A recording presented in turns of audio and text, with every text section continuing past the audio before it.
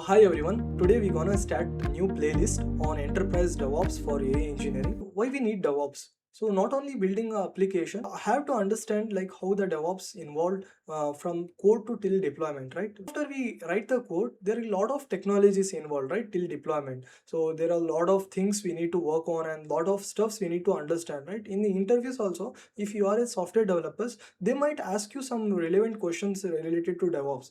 Being as we computer science engineer, we have to know each and every steps related from code to till deployment. So this playlist is completely dedicated in order to understand complete tech stops from code to till deployment, right?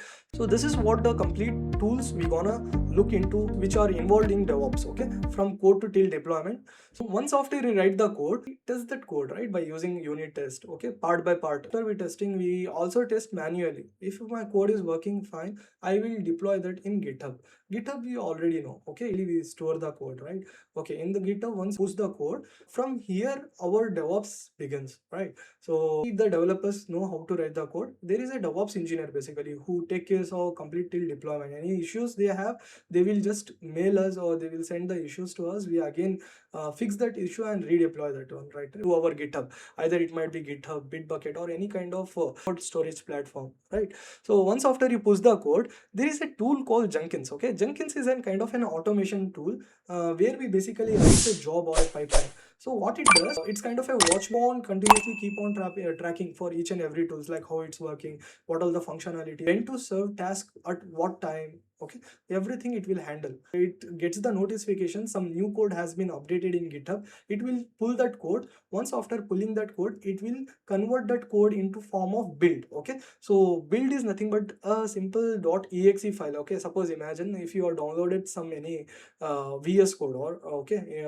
through Google. So once you downloaded, you can able to see .exe file, right, setup file. So we click on that, we will only see the GUI part. We won't see how the code has been implemented, what is the code structure and all, right? We can't see the code base, complete code base. We only see the GUI part. Similarly, this is kind of it from our application, it will generate the build.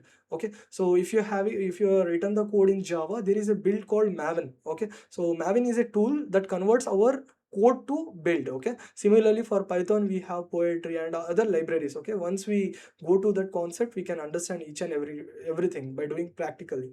Okay, once after generating the build, we basically test that build with the help of SonarQube. SonarQube is a platform, guys, a tool again. Okay, so where we basically test the code quality. Okay, how the good code is, whether my code has vulnerability or whether my code is meeting with the coding standards or not, coding principle or not, security checks it will do. Okay, if all this pass, build passes, right, or in testing, so it will convert in the form of image. We basically package that build in the form of image. Again, image has the containers. Okay, we can create the containers out of that image. So image is thing, you can think about a box that contains your application, okay, and all your dependency, what all the packages you have involved, what all the libraries you have involved, everything it includes. Okay, that container which is there inside the image. Okay, so then you can run that container in any kind of platform, either it might be Mac, Windows, Linux, it could be any other cross platform. So it will create the image, and then we need to store that image, right? We will store in form of artifactory. Okay, so how you store the code in GitHub, similarly we need to store that images too. We make use of artifactories. Okay, or Docker Hub. So we basically store the Docker images in Docker Hub. Okay, it's kind of a artifactory. Similarly, like how we store the code in GitHub, we store the Docker images in Docker Hub. Okay, so after storing, like load that image in our Kubernetes. Okay, Kubernetes is basically a server, guys. Okay, complete, like you can imagine where we can create lot of servers in Kubernetes. Server means like if you imagine a physical server, we know, right, there is a lot of big box, right, that is nothing but our hardware server, which contains hardware, and it's where our lot of applications are running, and it's given, we also provided power and coolant for that, right? You can imagine that. Okay, so Kubernetes is a big field where we basically load that images and run the application in the Kubernetes. Okay, so or else you can create the kind of server setups in AWS or Google cloud platform or Microsoft Azure platform or any other cloud provider platforms. We load the images, we can able to run our applications, so that each and everybody, we have the IP and we will convert into DNS and we can give it for everybody, right? Everybody can access our application. Okay, once after we send a link, we can monitor that application too with the help of Prometheus and Grafana. Okay, once we have the code, we basically build and we basically test the code. Once after testing the code, we basically package into a Docker image. After packaging, we store that one in Docker Hub. From the Docker Hub, we load it to Kubernetes, deploy the image, and then whatever the image, whatever the application is running, complete server we can monitor with the help of Prometheus and Grafana. Okay, now let's understand works in background. Okay, so imagine we have an application. Okay, let's take it as application 1, which basically runs on Windows. Okay, Windows. Okay, so if you want to run an application, you want to deploy that application, how you will do? So for deploying that application, you need a hardware, right? You need a server.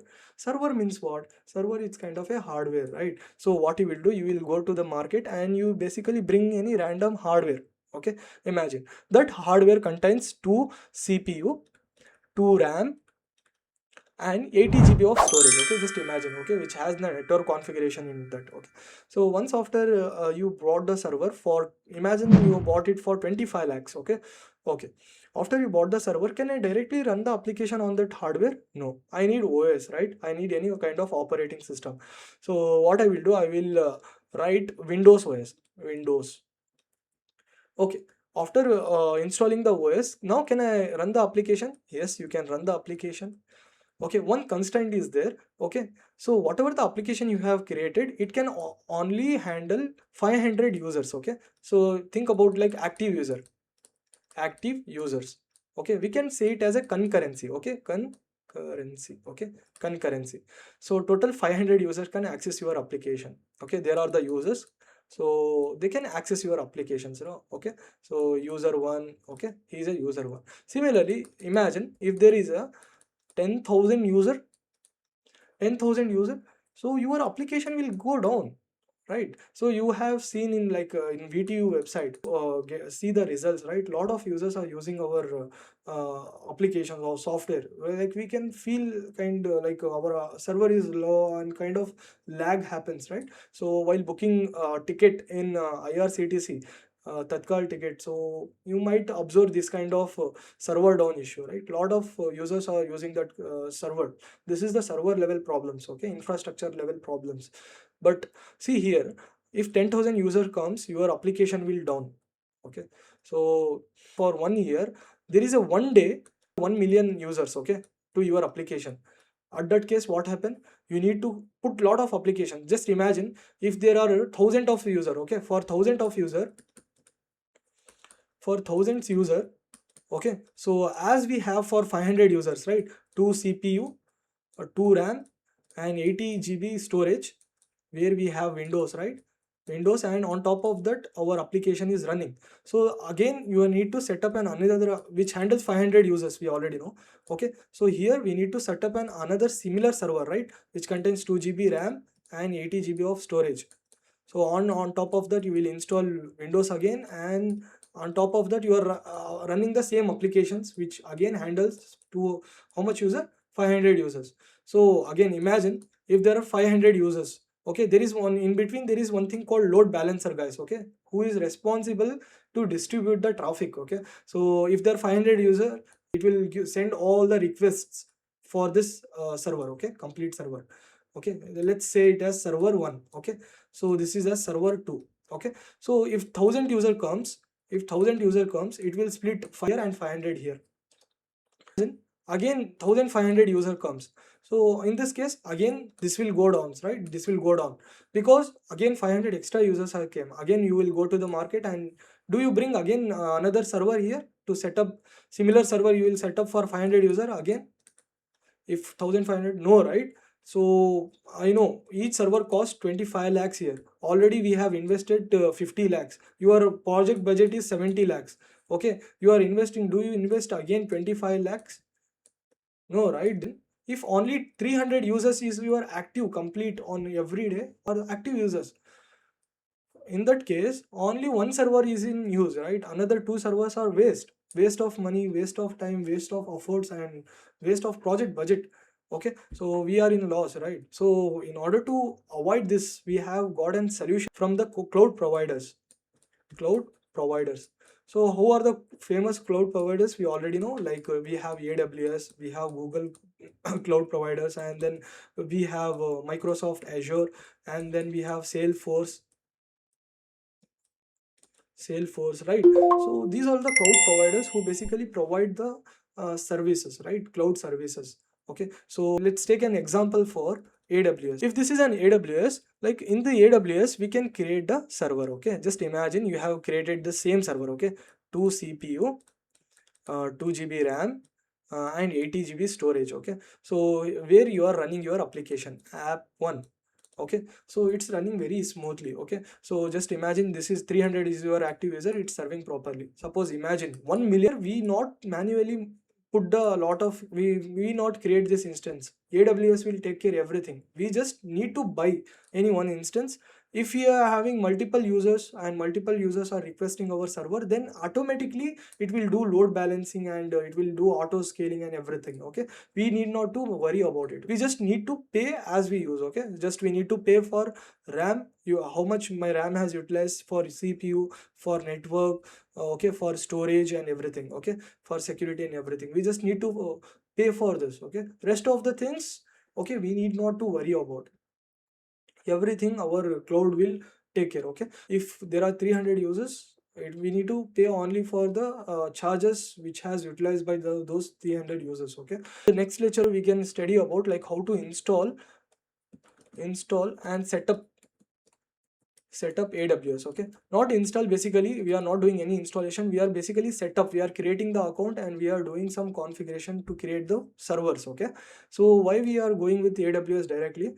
Because you gonna understand very well like how the network has been configured. Like, I can't manually put our servers here, right? I can't manually physically show the complete server setups, so I want to show that in AWS, where I can easily configure my hardware requirements, and I can easily put my application running. Okay, so it's a basically free, guys. Okay, which only cost you 2 rupees. Okay, again that too refundable. Okay, you just need to pay 2 rupees. You are complete, you will get a complete free tier account of worth $200. Okay, so easily you can utilize and you can run multiple instances and multiple applications in those instances. Okay, I believe you have understand everything. If you have any doubts, you can comment it out. Okay, and all the notes I have put in the GitHub. Okay, I will create a dedicated repository for all the DevOps sessions. Okay, you can utilize that. Thank you.